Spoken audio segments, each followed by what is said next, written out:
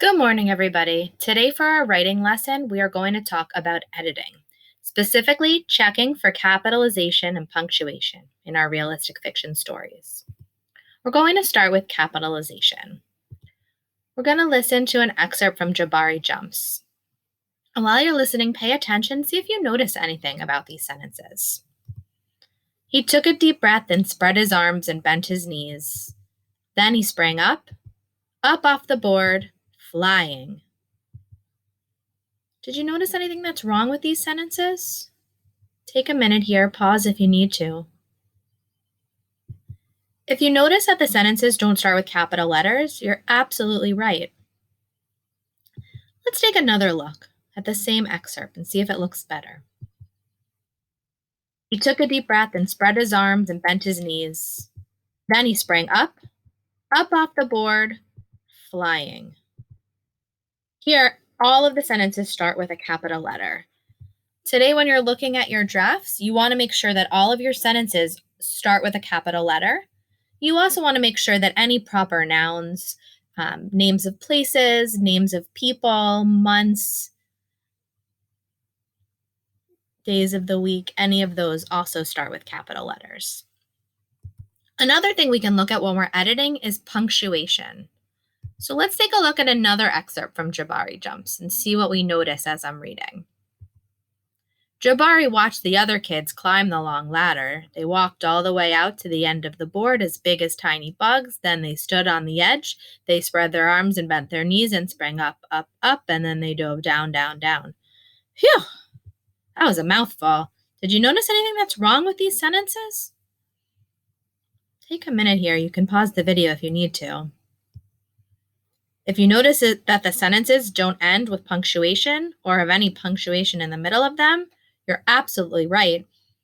And you notice that as a reader, I didn't know where to stop. I just kept reading. So let's take a look at the same excerpt and see if it makes a little bit more sense. Jabari watched the other kids climb the long ladder. Here we see it ends with a period.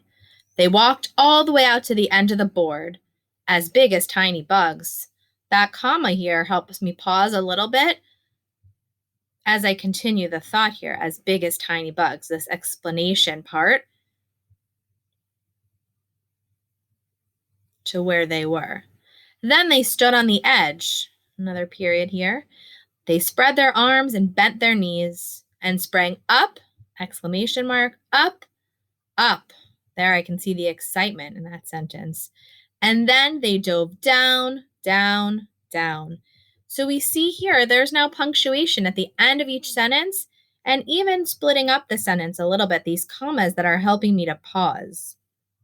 Commas can come in a lot of different parts of the sentence. They can come here, showing these pauses. They can come in a list with 3 or more items to split up the list. They can come at the end of introductory phrases, like for example, right? And they can come when you have a compound sentence, when you have 2 simple sentences that are put together with a conjunction like and, but, or. Then you can split those up with a comma. And of course, we know that the end punctuation, we have 3 options. We have a period, which is the most common, that will end a lot of sentences.